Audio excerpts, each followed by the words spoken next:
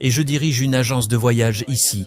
J'ai beaucoup d'amis musulmans malais et même aujourd'hui je suis ici avec 3 amies malaisiennes musulmanes. En venant ici, puisqu'elles portent le hijab, nous étions dans le bus et je pouvais sentir les regards fixés sur nous, des gens qui nous pointaient du doigt et parlaient de nous dans notre dos parce que je comprends le coréen et je pouvais percevoir les sentiments. Ma question pourrait être assez sensible, mais je ne cherche pas à vous offenser, alors s'il vous plaît, comprenez cela. Et vraiment, je me sens très blessé lorsque quelqu'un nous pointe du doigt, mes amis et moi, et nous juge en nous qualifiant de terroristes simplement parce qu'elles sont musulmanes. Mais l'autre jour, un événement tragique s'est encore produit à Paris où beaucoup de gens sont morts et ont été blessés. Mais même l'EI, État islamique, se revendique musulman. Mais aujourd'hui, comme vous l'avez dit dans votre discours, vous ne croiriez pas à l'islam si l'islam était terroriste. Pourtant, cela se passe en ce moment. Et dans les médias coréens, on montre que l'État islamique est lié au terrorisme, ce qui influence la perception du public coréen en associant l'islam au terrorisme. Ma première question est, pouvez-vous donner une définition correcte et précise et faire la différence entre l'État islamique et vous? Et la deuxième question est, quelle serait la première priorité pour changer l'opinion des Coréens et leur montrer que l'islam n'est pas lié au terrorisme? Voilà mes 2 questions. Le frère avait 2 questions et hésitait à les poser. Les gens ont applaudi votre question. Cela signifie qu'ils l'ont appréciée. Mashallah. Vous n'avez pas à hésiter. Vous pouvez poser n'importe quelle question, même si elle est offensive, ce n'est pas un problème. Tant que vous suivez les règles et les règlements. La question posée par le frère concerne 2 points. Le premier est de savoir si vous pouvez expliquer la différence entre moi et l'État islamique ou l'État islamique. Et quel était le deuxième point? Le second point était, quelle serait la première priorité pour changer, ici, l'opinion des Coréens, afin qu'ils ne voient pas les musulmans comme des terroristes? Quelle serait la première priorité pour changer l'opinion des Coréens afin que l'islam et les musulmans ne soient pas vus comme des terroristes? Premier point. Si vous me demandez quelle est la différence entre moi et l'État islamique, je ne sais pas ce qu'est l'État islamique. Comme je vous l'ai dit, il n'y a pas de Dieu. Vous devriez connaître la définition de Dieu. Personnellement, je ne sais pas ce qu'est l'État islamique. Je connais la forme État islamique ou État islamique en Irak et en Syrie, ce que j'ai appris des médias. Le Coran dit dans la sourate Al-Hujurat, chapitre 49, verset 6, « Lorsque vous recevez une information, vérifiez-la avant de la transmettre à une autre personne. » Je peux vous dire ce que les médias disent à propos de l'État islamique. Ce que les médias disent à propos de l'État islamique, ce n'est pas du tout l'islam. Je ne sais pas qui est l'État islamique. Je n'ai pas fait de recherche, correct? Mais je sais ce que disent les médias. Les médias d'hier ont rapporté que l'État islamique a tué 139 personnes lors de l'attentat à Paris. Peut-être, peut-être pas. Ce que je peux vous dire, c'est que celui qui a tué ces 139 personnes, c'est interdit. Cela ne fait pas partie de l'islam. Ça, je peux vous le dire. Qui l'a fait, je ne sais pas. Premier point. Et je vous l'ai dit dans mon discours, le Coran mentionne clairement dans la sourate Al-Maïda, chapitre 5, verset 32. Si quelqu'un tue un être humain innocent, à moins que ce ne soit pour meurtre ou pour répandre la corruption sur terre, c'est comme s'il avait tué toute l'humanité. Si vous tuez une seule personne innocente, c'est comme si vous tuiez l'humanité entière. Il y a 139 êtres humains qui ont été tués selon le dernier rapport. Ce chiffre pourrait augmenter par la suite. Donc tuer des innocents ne fait pas partie de l'islam. Peu importe s'il se nomme l'État islamique ou quel que soit le nom qu'il se donne. Donc celui qui a commis cet acte a totalement tort. Maintenant, il est important de noter que celui qui a fait cela ne peut pas être un musulman pratiquant. Il peut être un pseudo-musulman. Un pseudo-musulman, c'est quelqu'un qui se dit musulman. Par exemple, Hitler a exterminé 6 millions de juifs. Est-ce que cet acte de Hitler est pire que l'attentat de Paris? Hitler, hein? Ouais. L'acte de Hitler est pire ou l'attentat de Paris est pire? Je n'ai pas compris votre question. Non, l'acte de Hitler est-il pire ou l'attentat de Paris est-il pire? Eh bien, je ne peux pas juger. Je pense... Hitler, vous connaissez Hitler? Oui, je connais Hitler. L'histoire nous dit qu'il a exterminé 6 millions de juifs. Alors, exterminer 6 millions de juifs est pire ou tuer 139 personnes à Paris est pire? Je dis que vous ne pouvez pas juger une personne comme étant plus mauvaise parce qu'elle a tué plus de gens. Quel acte est plus mauvais? Quel acte est plus mauvais? C'est la même chose. Quel acte est plus mauvais? Hitler. Hitler. Les attentats du World Trade Center à New York, plus de 3000 personnes ont été tuées. Est-ce que cet acte est pire ou l'acte de Hitler qui a tué 6 millions de juifs? Selon moi, peu importe combien meurent, Oh, peu importe. je veux dire, Que vous tuez une personne ou 6 millions, est-ce pareil? Non, je veux dire que c'est juste. Peu importe le nombre de morts. Oh, je comprends. Les deux sont mauvais, bien sûr. Les deux, je veux dire. Les deux sont mauvais, bien sûr. Mais lequel est plus mauvais? Mais pouvez-vous juger qu'un tueur en série est pire que quelqu'un qui tue 5 personnes? Comme tuer 2 personnes et tuer 3 personnes? Est-ce que ce serait pareil? Je veux dire, Cela dépend de qui ils ont tué. Mais 6 millions et 3000, c'est une grande différence. Même un homme de la rue peut dire lequel est pire. oui, je comprends ce que vous dites. Une ou deux personnes peuvent différer, ok. Il a tué 2 mauvaises personnes. Il a tué une bonne personne. Alors tuer une bonne personne est pire que tuer 2 mauvaises personnes. Mais là, il y a 6 millions de juifs. Uniquement parce qu'ils sont juifs. Cet acte est bien pire. Mais là, il y a 3 juifs.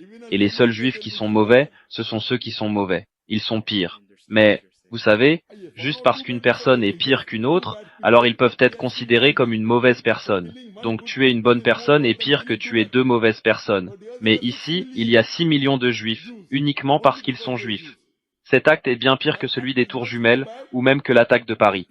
Ma question pour vous est, puis-je blâmer le christianisme pour cela? Vous savez qu'Hitler était chrétien. Hitler était chrétien, savez-vous qu'Hitler était chrétien?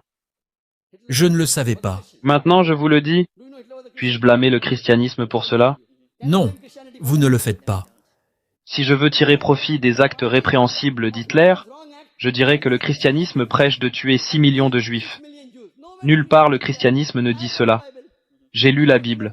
Je suis un étudiant en religion comparée. Je dirais que Hitler est un mauvais exemple de chrétien, ou alors un mauvais exemple de chrétien non pratiquant.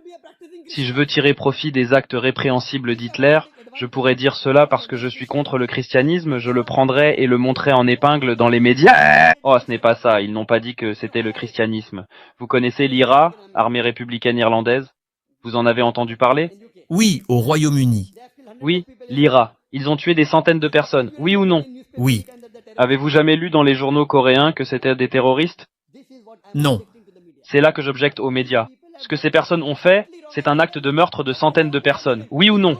Cet acte est totalement répréhensible. Je le condamne. Ils ne seront jamais pardonnés. Ils iront en enfer. Je suis d'accord avec cela. Ces personnes qui ont tué plus de 139 personnes lors de l'attentat de Paris, je les condamne. C'est mal. Ils iront en enfer. Ceux qui ont tué plus de 3000 personnes lors de l'attentat des tours jumelles à New York, c'est mal. Je condamne cela. Plus de 50 personnes tuées dans l'attentat à la bombe à Londres, je le condamne. Plus de 180 personnes tuées à Bombay, la ville où je vis, je le condamne. Mais en même temps, je condamne aussi les milliers d'Afghans innocents tués en Afghanistan. Je condamne aussi les milliers d'enfants irakiens tués. Mais des milliers de personnes sont tuées en Palestine. Je ne suis pas en train de changer de sujet. Je suis très clair que l'acte qui a été commis hier doit être condamné. Le problème était que les médias ne sélectionnent que certains sujets. Vous savez que beaucoup de Palestiniens meurent tous les jours. Vous savez cela? Oui. Le nombre de Palestiniens tués atteint maintenant des dizaines de milliers. Combien de personnes élèvent la voix? Qui fait cela? Ce que j'essaie de vous dire, c'est qu'il y a des meurtres partout dans le monde. Certaines personnes se disent musulmanes, d'autres se disent catholiques, d'autres se disent juives. Mais pourquoi les médias n'en parlent-ils pas? Pourquoi les médias ne parlent-ils pas de l'Inde? Oui, et s'ils parlent des Canadiens ou des Israéliens? Savez-vous quel est le plus grand acte terroriste de l'histoire de l'humanité, selon moi? Un acte, la bombe d'Hiroshima. Plus de 350 000 personnes touchées, des centaines de milliers de personnes sont mortes. Par qui? Par l'Amérique. Est-ce correct? C'est vrai? Est-ce vrai? Oui. Qu'est-ce qui est pire, la bombe larguée sur Hiroshima et Mumbai ou la fusillade d'hier? Qu'ont fait ces gens d'Hiroshima? Qu'est-ce qui est pire? Qui sont les Américains? Des chrétiens? Je pense qu'il y a une légère différence car c'était... Je ne dis pas que les deux ne sont pas mauvais, mais ils étaient. Peu importe la différence, ils étaient en guerre. Cela vous donne-t-il la permission de tuer des innocents en temps de guerre? En islam, même en temps de guerre, vous ne pouvez pas blesser les femmes, vous ne pouvez pas blesser les personnes âgées, vous ne pouvez pas abattre les arbres. Des règles et des règlements sont établis en islam, même en temps de guerre. Même en temps de guerre, vous ne pouvez pas blesser les femmes, vous ne pouvez pas blesser les enfants, vous ne pouvez pas blesser les hommes qui ne viennent pas se battre contre vous sur le champ de bataille. C'est le Coran. Vous ne pouvez pas dire ce n'était que des dommages collatéraux. Quels dommages collatéraux? Vous envoyez des bombes à fragmentation en Afghanistan, des bombes pour capturer quelqu'un. Oui, et des bombes à fragmentation qui tuent des Afghans. Vous ne pouvez pas tuer des innocents dans les rues de Paris. Ce n'est pas l'islam. Les deux sont mauvais. Même les États-Unis ont tort. Avoir largué la bombe sur Hiroshima, largué des bombes en Afghanistan, tué des gens en Irak, tué des gens en Palestine. Quand je parle librement, ils ne veulent pas que j'entre dans le pays. Je ne suis pas autorisé dans plus de 30 pays. Parce que je dis la vérité. Je ne cautionne pas du tout l'acte commis hier. C'est totalement faux. Je crois que ces personnes sont créées par ces politiciens. Ils commettent ces actes et ces personnes émergent. C'est faux. En islam, ce n'est pas parce que quelqu'un fait du mal à quelqu'un d'autre que vous avez le droit d'attaquer ou de tuer des innocents. Les personnes qui ont largué la bombe ne connaissent pas non plus l'islam. Et les personnes qui ont attaqué les tours jumelles à New York ne connaissent pas non plus l'islam. Ce qui a été fait à Paris avant-hier, c'est totalement anti-islamique. Ce qui se passe tout cela, c'est en fait les médias. Quelle est la différence entre eux et moi? Je suis le Coran. Ils ne suivent pas le Coran. Voilà la différence entre eux et moi. En ce qui concerne les médias coréens, pour qu'ils comprennent l'islam, demandez-leur de lire le Coran et les paroles du prophète Mohammed, paix soit sur lui. Ils ne doivent pas juger une religion en regardant ses fidèles. Si les gens veulent comprendre une religion, ils doivent lire le Coran et les hadiths authentiques pour l'islam. S'ils veulent comprendre le christianisme, ils doivent lire la Bible. S'ils veulent comprendre l'hindouisme, ils doivent lire les Védas. Ils ne doivent pas juger en regardant les adeptes, car même les adeptes eux-mêmes ne connaissent pas toujours bien leur propre religion. Et que font les médias? Ils ne parlent que des choses qui attirent plus de spectateurs. Donc s'ils abordent ces sujets, c'est pour augmenter leur audience, pour obtenir plus de vues. Vous dites que vos amies sont malaisiennes et quand elles portent le hijab, les gens les regardent et les appellent des terroristes. N'est-ce pas? Pas en face, mais derrière leur dos. Peut-être derrière leur dos, et je vois leur regard fixé sur elles, et parfois ils pointent du doigt.